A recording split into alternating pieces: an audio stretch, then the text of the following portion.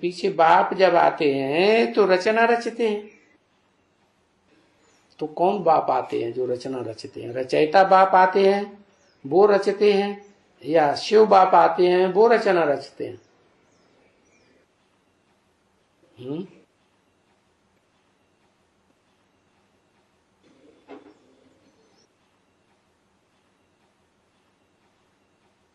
रचयिता बाप कौन? शिव बाप? कौन है रचयिता?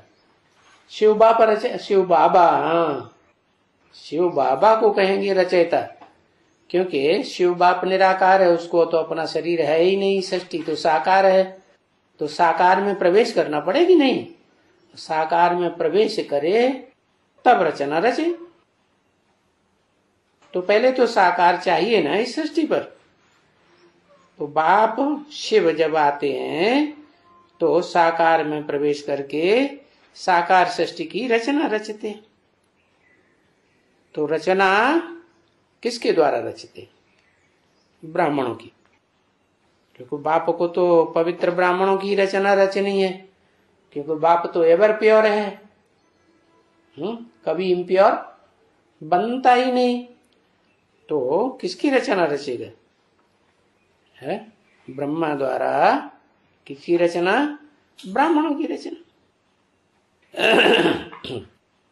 तो ब्रह्मा साकार होना चाहिए या निराकार होना चाहिए? साकार होना चाहिए। तो कौन सा ब्रह्मा साकार? ब्रह्मा तो अनेकों के नाम हो गए। हाँ, साकार रूप में पहले इस सृष्टि पर जगदम्बा ही होती है, क्योंकि प्रजापिता तो उस समय निराकारी स्टेज में होगा या साकार होगा?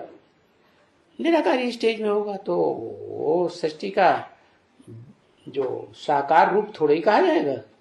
तो साकारी पहले माता होती है या पिता होता है? पिता तो बीज है, बीज तो निराकारी कहा जाता है, और माता में निराकारी बीज जो है वो तो बाद में आता है। पहले तो शरीर रूपी 5 तत्वों का पुतला होना चाहिए ना। तो मां, तो ब्रह्मा द्वारा ब्राह्मणों की रचना होती है। फिर परम ब्रह्म क्यों कहा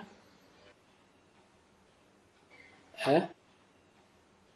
परम ब्रह्म इसलिए कहा कि सृष्टि का विनाश होने से पहले शिव बाप जब आते हैं तो जिस तन में प्रवेश करते हैं ब्रह्मा नामधारियों में, वो पहले पहले तो है, लेकिन नई सृष्टि की अम्मा नहीं है।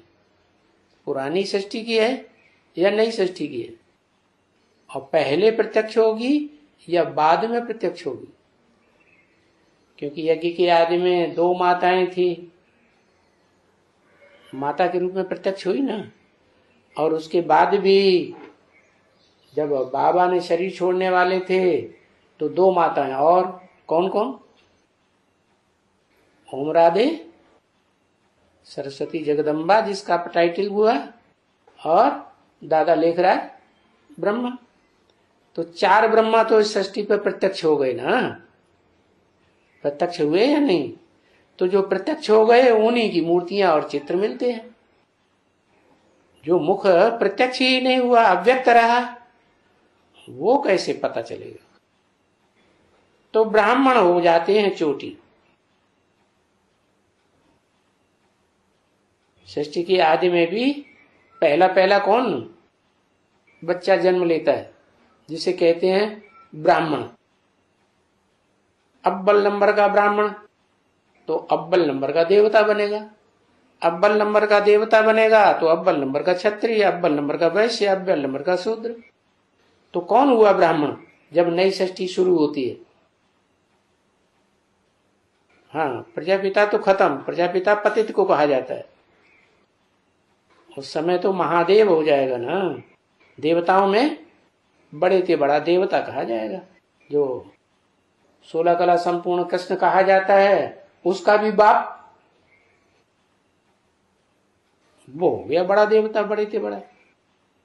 उसको आदिदेव भी कहते हैं। तो ब्राह्मण हो जाते हैं चोटी। देखो, यहां से फिर चोटी